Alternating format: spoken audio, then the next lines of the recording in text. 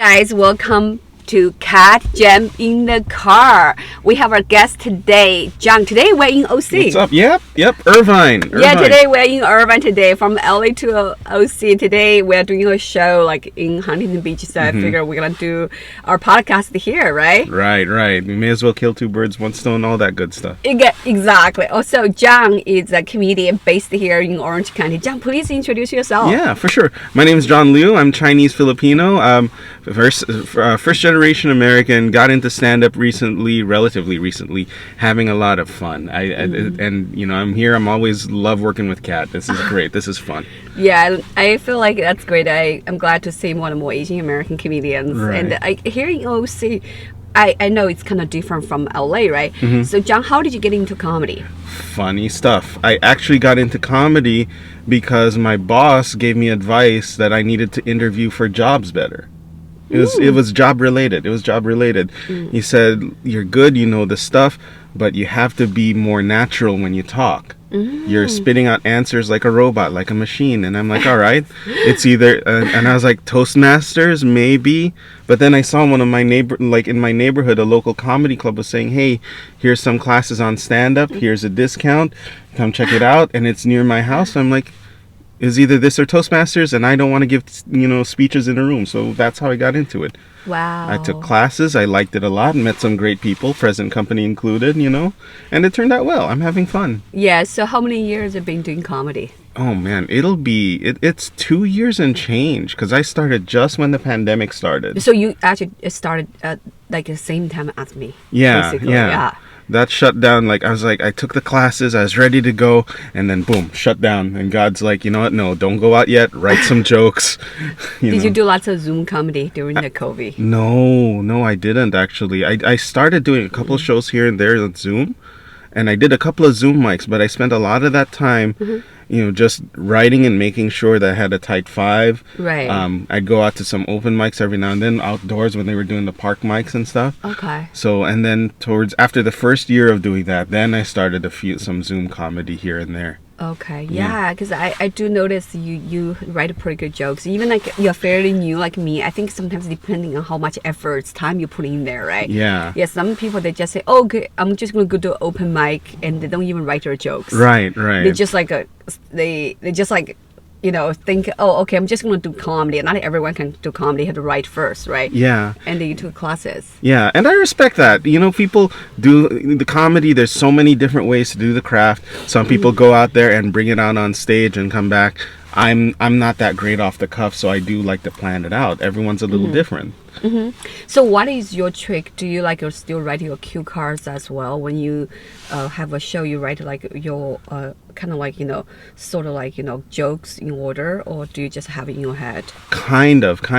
I have a general idea of what I want to do. One of the people who helped me along when I first started gave me really good advice, and he said to me, whenever you're going to start whatever you do, when you start a set, you know what set you know what you want to start with, and know what you want to finish with, which jokes you want to start and finish with, and then you can fill in between.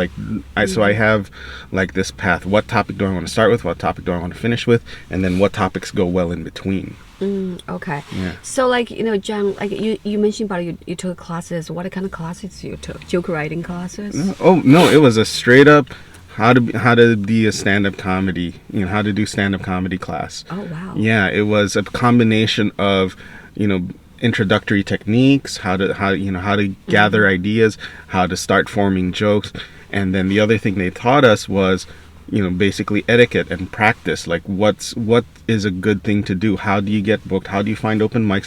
What do you do when you get to an open mic? It's very practical, right? Very practical. Yeah. It saves me years. Open mics are great, but I didn't want to reinvent the wheel. So, do you feel like doing the stand-up comedy in Orange County is more challenging since there are many comedy clubs like in LA, right? Yeah, absolutely. The Orange County comedy scene is very interesting. I've met a lot of good people. I've met a ton of good people and who've helped me out. But apparently, before the pandemic, it was a huge scene. There's a lot of mics going on, lots of things. Like bar shows? Yeah. Yeah, absolutely. And then there's also, there's two improvs within driving distance. Oh, like Irvine Improv and Bree, right? Right. Those two Right. big ones. Yep. And there's a few theater-based, there's a couple of improv theaters. There's, the theater that I took my class at, and there's the Rec Room in Huntington Beach. Those are the major venues. But other than that, there aren't too many. So the community really tends to form outside of that. And I'm really grateful. That's the main difference.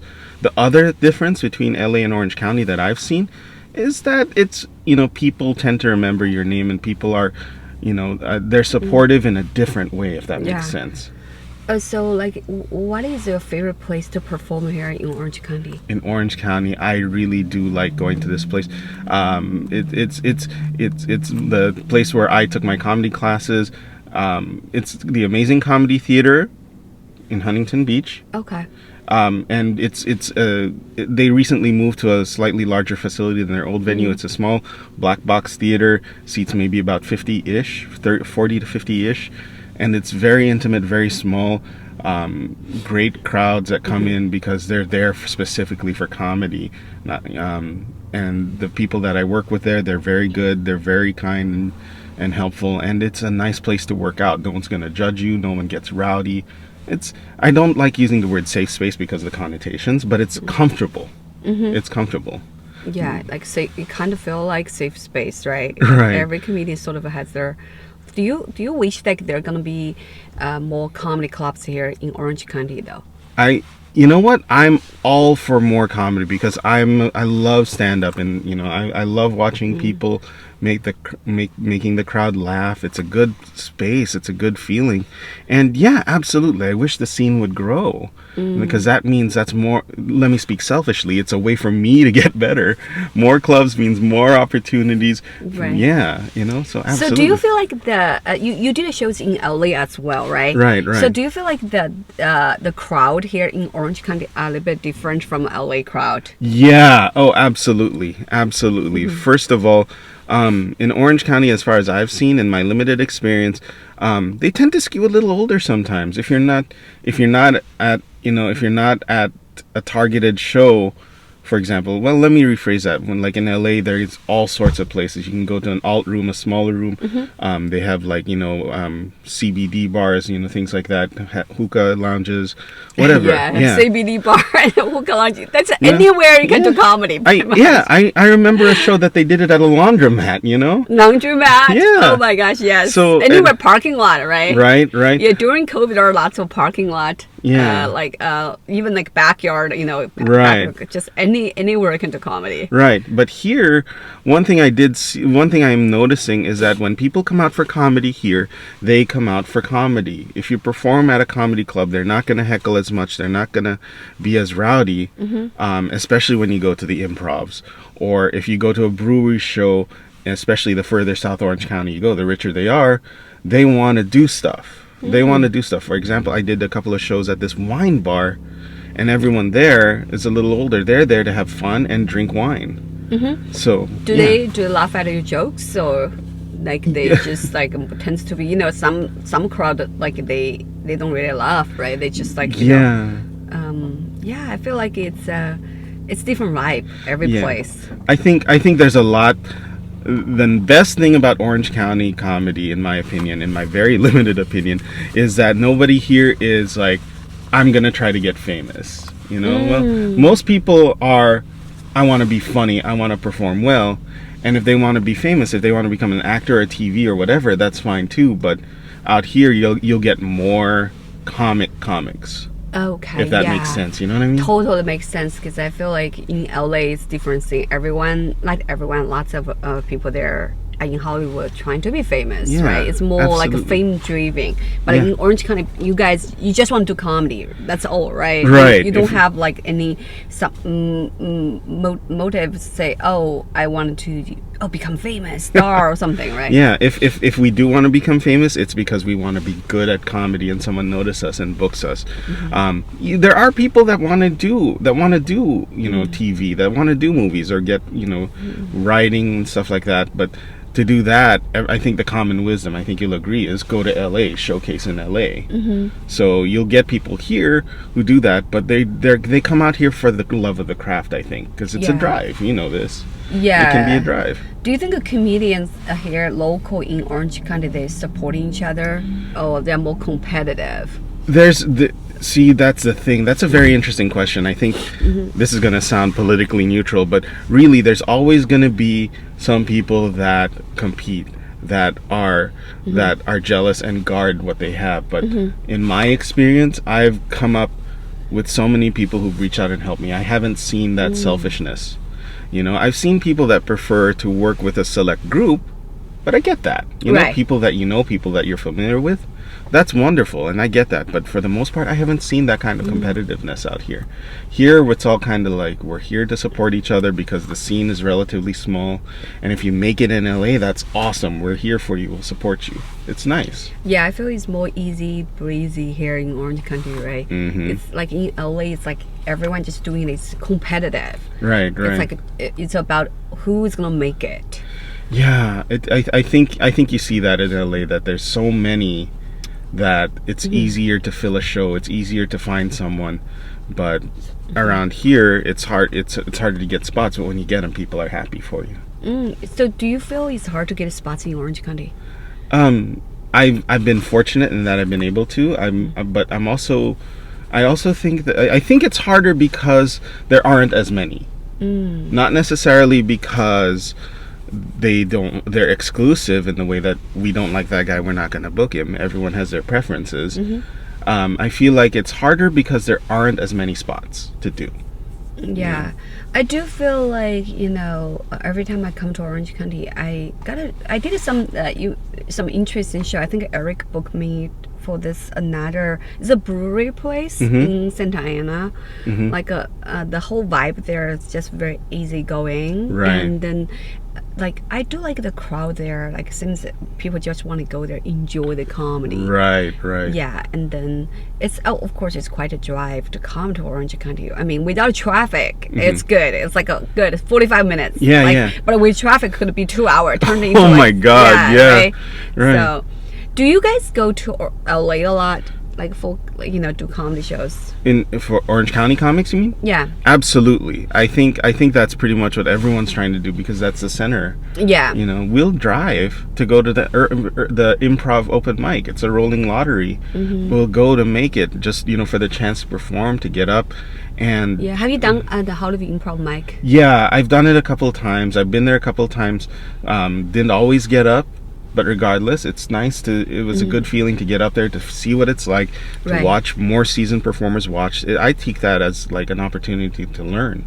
Yeah. Even if I don't get up, I get to watch more seasoned performers do their thing. It's amazing. Yeah, it is a very busy room there. Yeah. Like Tuesday. Huge opportunity. Yeah, and there is also one like in Laugh Factory as well. Yeah. It's like both place around the same time on Tuesday. Right. Yeah, you can only pick one. Yeah, fortunately, improv does the Wednesday too, so. Oh, that's good. Yeah, I think Wednesday they do it at the smaller room, the lab. Yeah, on Tuesday, that's like a main room ones. But there is another great place it's about to open, which is so much closer, Pasadena Ice House. I think from OC to Pasadena, it's like halfway, right? Yeah, well, there's less traffic. Yeah. Yeah, so I think Ice House is going to be great. I'm looking forward to that. They've posted the shows. I just saw that. Yeah, I know. It's going to be amazing. I had the podcast interview with the owner of the Ice House. Yeah, I saw that. And, it's going to be so great. Like Ice House is the oldest comedy club. Right. And now they're making it look so good. Yeah. Looks so like just brand new, and they're going to bring so many great comedians, so many great shows there. Yeah, I see they also rebranded the main room and the small room. They're calling it the California room and the legendary room. Oh, now. yeah. They have 2 rooms. Both of them are beautiful. Yeah. Yeah, they're gonna look so nice. So excited. I know, because Ice House been around for a long time. It's part of the mythology. It's part of the legend. Just it's there. It's up there. It's the oldest comedy club in America. I didn't even know until I did a podcast with Johnny Bath, and he said I thought it was like oldest comedy club in LA. No, just period, right? That is like definitely it's like a legendary place. Yeah. I hope they're gonna run lots of shows there as Right. well. Let's get on Yeah, those shows. yes, totally. For like us, like local like comedians, we want to. Because for me, like I feel I definitely want to do more shows there because Pasadena is sort of like hometown for me. Right. I want to make that as my residence club as well. Right. Yeah. Wish you Yeah, best totally. of luck, dude. Thank you, John. All right, so John, like tell me about your your jokes routines. You said you write your own jokes, like so like.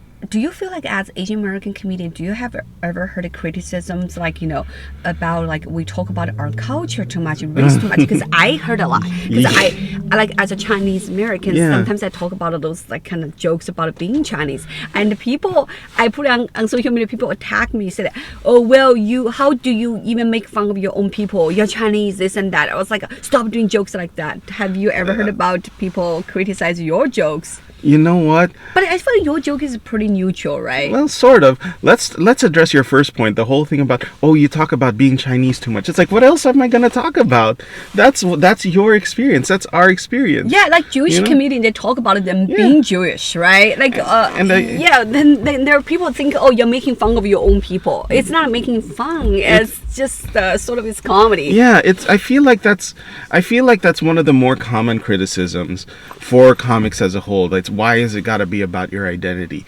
It's because that's what we know. Yeah, you know? need to establish your identity, and then like some people will just say, oh, you just keep writing those jokes about yourself being Chinese or this and that. Right.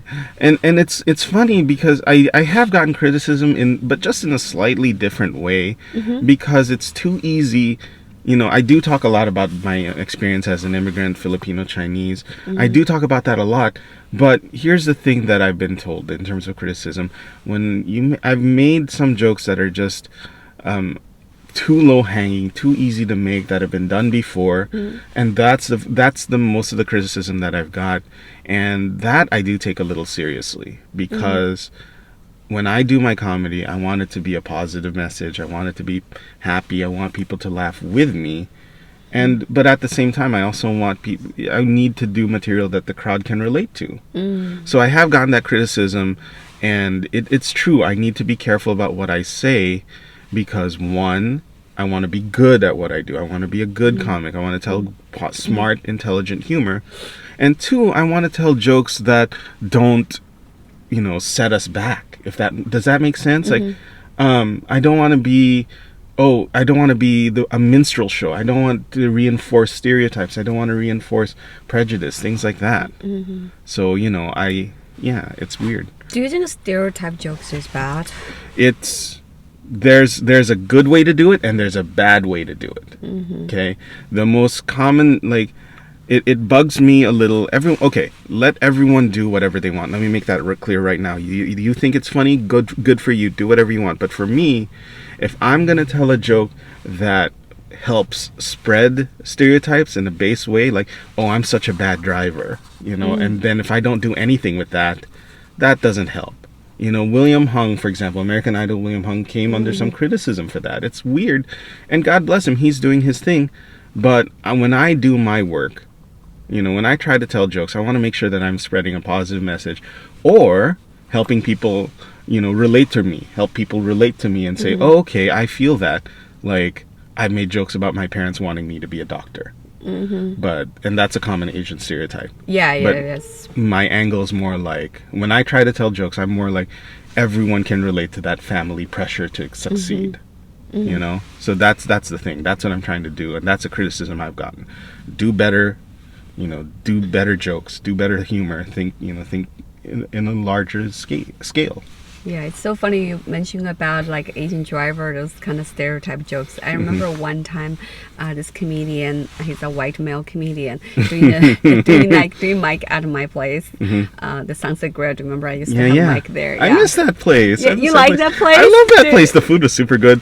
I liked it a lot. Oh, good. Maybe I should revamp that place again because I know there's no stage. It's like small. Lots of people say, it's so intimate. Yeah, so intimate, and it's great for comedians to try out the jokes there. I definitely feel like I learned a lot from there because you get to go up like twice per Yeah. night to try out your jokes. And I'm that's glad- where we met. And that's where Yeah, we met. exactly. You came to the show, right? You did a mic Yeah, there. you drop. Yeah. Yeah, so that place, I'm glad you like the place. It's kind of legendary place as well. That's where like Guns N' Roses starts from there. Right, right. And also like the band who did the Hotel California Eagle. Yeah, They wrote a song about Sunset Grill. That's a place. Yeah. Okay, all right. So back Sorry. to where like the Yeah, Asian this driver guy. thing. Yeah. So this guy, he went up the stage and he did like the whole thing about Asian driver is a bad driver. So like afterwards, some comedian said well maybe this joke is better to be said by Asian driver themselves, not said by another white male comedian. Something. It's like it could be the same joke, but it's different context. Yeah. Like even for me, I did it a couple of times. I try to do those Asian driver joke as Yeah, well, yeah. but I try to reverse the angle. Right, right. Try to reverse like a stereotype. Say, maybe like not Asian drivers are bad drivers, Right. something like that. Or do something clever with it. Absolutely. Yeah, there's like put an interesting twist, like Yeah. surprising. I think it's good because Right. if you say Asian driver, bad driver, there's no That's surprise. nothing. There's no joke there. No joke there. I think if you put an interesting twist, right, you can still play around that stereotype. Could be fun as well. Absolutely. Or depending on who said that joke. Right? Yeah, yeah. I think the important thing to consider is where is the joke coming from? You know, like are you making fun of someone, or are you making fun of, or are you poking fun at something else? To just say, just to say a stereotype, is not. That's not a punchline. That's not a punchline. You need to do something clever with it. Yes, do something clever. That's definitely. I feel like John, you have some good jokes. Like I've seen you perform a couple of times. I also like your angle because you're not those kind of mean type of comedians. Like your jokes, you have punchline. Like some comedians, like went up to stage. I don't even see comedian. Like I've seen people on like doing open mic. They just went up stage, basically just complain. Right, right. It's cool to complain, but if you have punchline, it's okay Right. to complain, right? Right, right. It's okay to be angry, but you got to have punchline. That's the Right, thing. right. You cannot just go there screaming and yell. There's no. It's like, what is that? This is comedy, right? It's not Right. just like the way you release your anger. Yeah, it's a comedy show. It's not a therapy session. It's not your AA meeting. It's not a Klan rally. I think lots of people think that's like a free therapy session Right. there. I Right. swear, like Yeah. if you go to open mic, I've seen so many of those people. They go there, they have no jokes. They never Yeah. even write a joke. They just go there, grab the mic, and start talking and like therapy session. Yeah, absolutely. And that's the appeal of stand-up, though, isn't it? It gives you a platform. It lets you express yourself. But there's still that other half of it. It's not just a platform. It's what you do with it. And it's an art form, right? You gotta put in the work. You gotta write the joke. Otherwise, people keep saying, I can do comedy. Not everyone can do comedy. You Right. cannot just say, I'm gonna stand up there, have a mic. I'm a stand-up comedian. That's not like that, right? Yeah, Yeah. yeah. I get that. I get that. And there are people. Let me say this right now. If you're new, if you're thinking about comedy, go up, do it. Give it a shot. Open mic is for you to work out. It's a workout for you to try. But, like Kat said, tell jokes. Tell jokes. I'm not the best at it. I'm always trying. And if you're new, God bless you. You'll learn. But keep trying and keep improving. That's the secret. Don't, go up there, complain, and then tell us something why it's funny.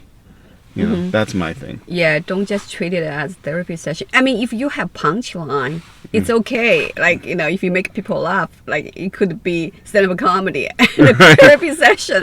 Right. But I think it's art form. You got to put work in there. Yeah. Have jokes, have Yeah. punchline, right? Yeah, although to be fair, sometimes when people just rant, and it's funnier laughing at them because of the absurdity of it all. That I've been entertained by some really drunk people. Or you just ranting. Yeah. I mean, I'm not gonna say it's comedy. I'm saying I've been entertained. We'll leave it at that. Yeah, sometimes some people could just ranting and then it's entertaining. That's it, right? Yeah, but I don't know if I'd pay money to see that. Yeah, No. exactly. So Yeah. then if you I feel like as a serious comedian, like people come to see you. They have to buy drinks. They have to pay parking. Like they spend time, money, and efforts come to see you. You Yeah. gotta put on the show. You cannot just say, "I'm just gonna go upstage ranting." Yeah. You need to bring 100%. Right. Respect the crowd. That's one of the things they taught us in class. These people came in, they took the time out of their day. In some cases, they pay money. In some cases, they pay a lot of money to see you. Respect the crowd. It's a relationship. It's a conversation. And that's how you're going to succeed. Like we were talking about earlier. You share something about yourself. You connect with the crowd. That's the key to, I feel like that's what I'm working on all the time. All the time. Yeah, it's so interesting. Very important, like you mentioned about respect the crowd, like you respect the art forms. Like, have you ever dealt with any hecklers? Speaking of crowd, Yeah. I've been very fortunate in that most of the hecklers I deal with are the supportive type. They're like, yeah, yay, I want to be part of the show. I want to get in on this. I've never been assaulted, knock on wood. Oh my God, there's no wood paneling in here. But I've never been attacked. There have been people who have been hostile, but never violent. And it's part of the reality that we deal with. So I've had a couple. Fortunately, nothing bad happened, and the best, posted some of those clips on my YouTube, and it's always, you handle it with a smile. You just have to, yeah, like I only dealt with bad heckler once. I mean, sometimes some people heckle is kind of funny, like Yeah. they're very friendly. Yeah. They just having fun, right? There was only one bad experience I ever had was during COVID. I did a show in Monterey Park. Oh no. You know Monterey Park? That's the Yeah. where actually like sort of like I call like my once was my hometown. I lived Yeah. there for a while, Right. and then of course that all the things Yeah. happened, the shooting. So then that is a place I had heckler. It was bad experience that time because it's like a kind of like a sort of like a club, and they were Yeah. having other shows on the first floor. They have like comedy club, like club is more like shows. Yeah. So then during that time it's still like the whole like a stop Asian hate thing still going on. Yeah.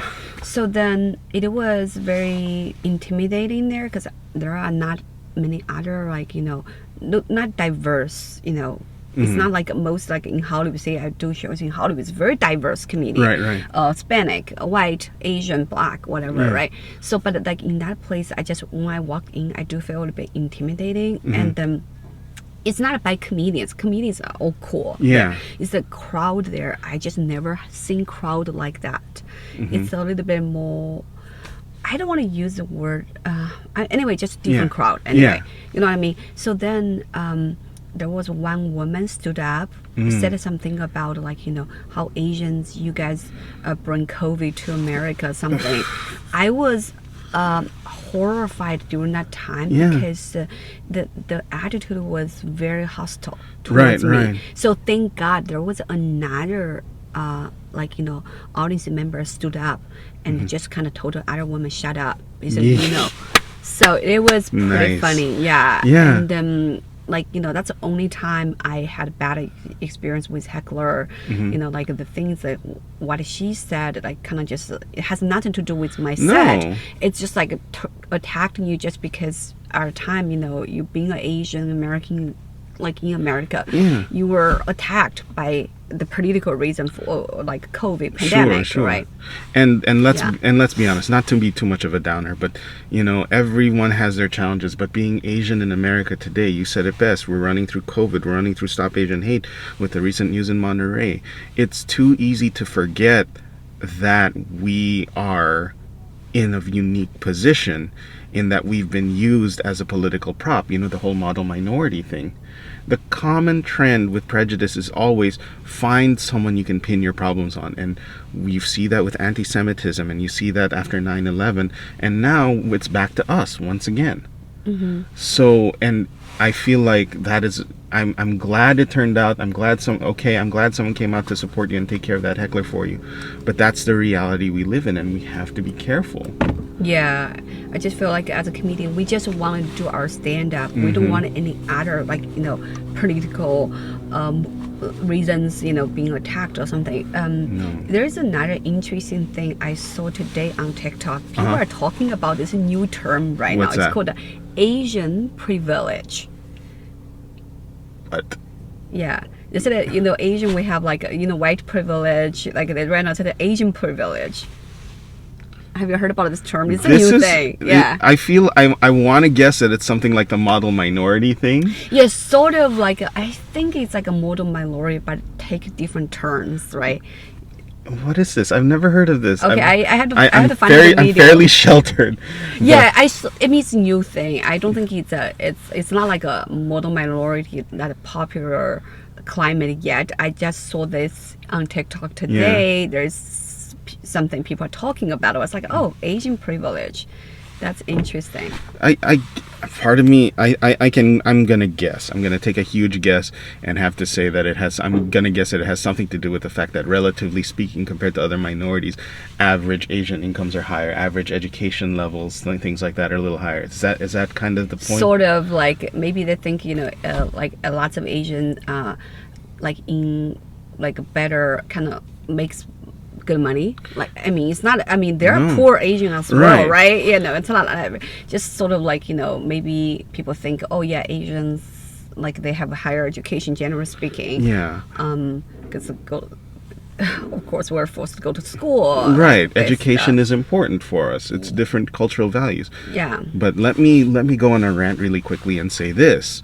The problem with that, and I'm more than happy to be, I'm more than happy to be who I am.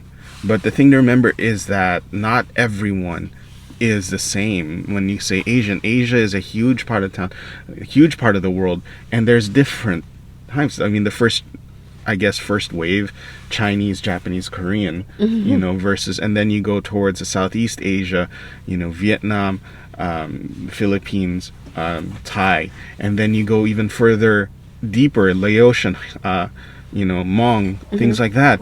So many different kinds of people, and we're lumped together as Asian. So we have to keep that in mind. Not everyone's blessed with that kind of background. Some people came here because they could. Some people came here because they had to. Yeah, there are also like some people that came here like they're like refugees. Exactly. I know lots of my Vietnamese, American friends, like their parents came here as like refugees. Right. They started very poor, and then when they were kids, they lived on the welfare and there's a food stamp as well. Not every Asian is so blessed to have tons of money or something, right? Even if they do, because they work their ass off. They work so hard. They never take one day off. Yeah. Asian work so hard, honestly. We never took one day off. Yeah, and I can't speak for everyone, but for me growing up, and maybe for you too, but my parents wanted more. I'm the first generation, that came here to America. I'm a naturalized citizen, and when did you get here? I came here when I was like in the early 90s. Okay, so like in Orange County, right? No, well, sort of. Originally I was in the Inland Empire. Just like a lot of other immigrants, my parents came here. My mom came here where the jobs were. So we were lucky, surrounded by a supportive community. But we came here knowing that we're trying for better. We want a better life. Yeah. So every day is a struggle. Like, we want to do better. We have to be better because our family sacrificed it, and we can't let that go to waste. Yeah, So. I think that's like lots of Asian parents move to America. They want to give their kids better future. I mean, like that's why they work so hard. Like the whole work ethics, because you understand you come here as an immigrant, so you have to work hard, because if you don't work hard, you don't have other like opportunities, right? No, you just have to do it. Yeah, and unless you're coming from a rich family, coming here by choice to expand business or something, Right. you're coming here, you have no safety net. You can't go back to the old country necessarily. So Yeah. this is what people have, and This is the only way. You have to succeed. yep. Right, there's no plan B, basically. No, right, you no. have to. If you don't succeed here, you're gonna be homeless. It right? is a long boat ride home. Yeah, it's like exactly. So that's why like Asian, we do work so hard. Yeah. Honestly. Yeah. And that's where a lot of pressure comes from. The parents don't necessarily want you to be a doctor or engineer. They just think this is how you become comfortable. This is how you don't have to worry about fear or being homeless. Yeah. So it takes some time to get over that. I still have those worries. Like, my biggest fear is being homeless, not being able to feed my wife or my family or whatever. So there's that little bit of fear. So don't be an artist, don't be a musician, because we don't want you to struggle. Yeah, I think it is part of like the Asian parents have these things like also have so much pride. It's like, you know, yeah, you could go get like, you know, some food stamp or something if you are poor. But the thing is, lots of Asian, we prefer work harder instead of go get help, right? Because there's that whole concept of saving face, right? Yeah, saving face. That's like a very Asian thing. I don't know. It's like all Asian culture. Like I think for Chinese, Korean, Japanese culture, very much about saving face. Face. It's about that outward appearance you've got. And there's a really good movie about that. I don't know if you've seen it. Oh, which with one? Gong Li, Saving Face.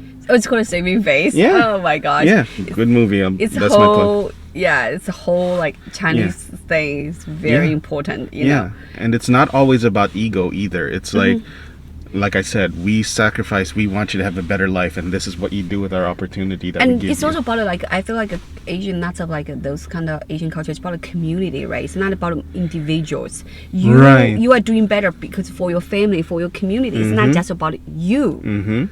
Right.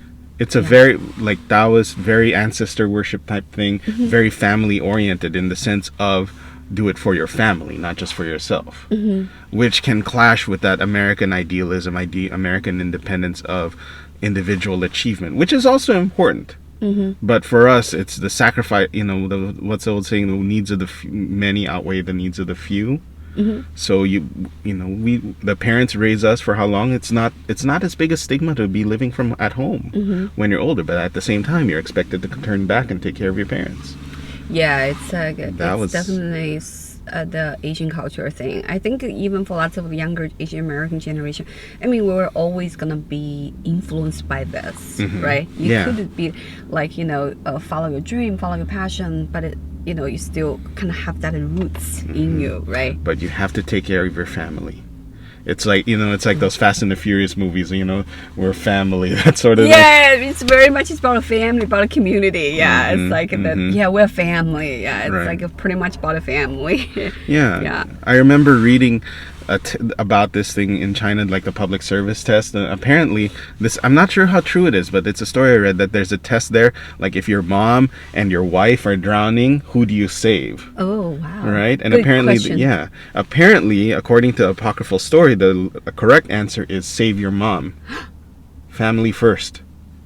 Wow. So it's if they ask you to choose save your mother first, save your wife first when they're drowning, same time, you're gonna save your mom. That's supposedly the correct answer. I've never taken the test. It's just what I've read, but apparently that's the case. And part of me is like, yeah, that makes sense. I can see that being. I can not that I can see that you save your mom's the right answer. It's not the wrong answer, but I can see that if it's a Chinese government test under the CCP, not CCP, but for public service, I get it. I get why you would say that because again, family oriented. I'm not saying it's right. Wow. But, you know, that's the stereotype. That's the perception sometimes. So, John,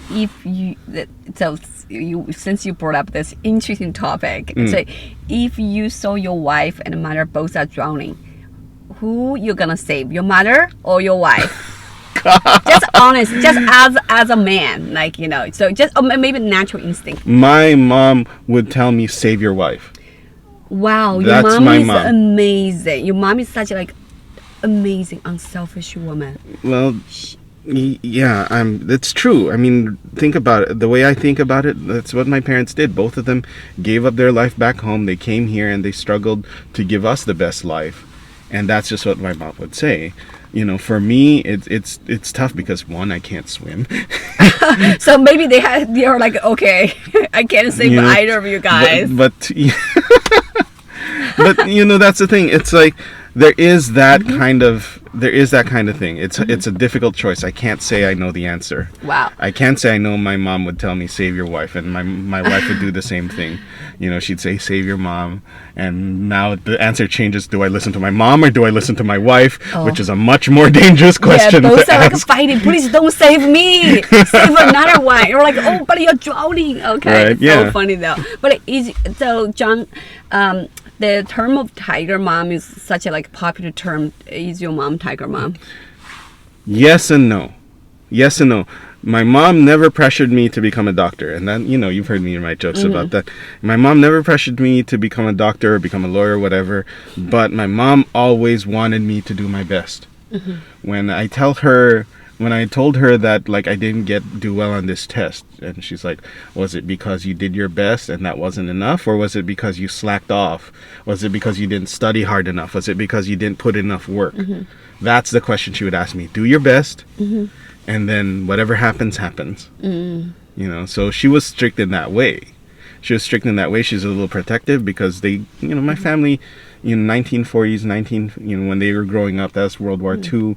So they know what struggle is like, and they didn't want me to struggle. So they wanted me to work hard to get what I need to do whatever I want. That's so great. Maybe that's why you have like such a great, you know, a mentality and everything, because you were raised right by your parents, right? They'll appreciate that for sure. Another interesting question, since we're Asians, have you ever been like hit and beaten by your parents when you were kids? No. So your parents never hit you? No, my dad was a professional, you know, a commercial real estate agent. My mom's a psychiatrist. They both knew better ways to punish me than hit me. You're like one of the few lucky Asian kids. Yeah. They were more modern.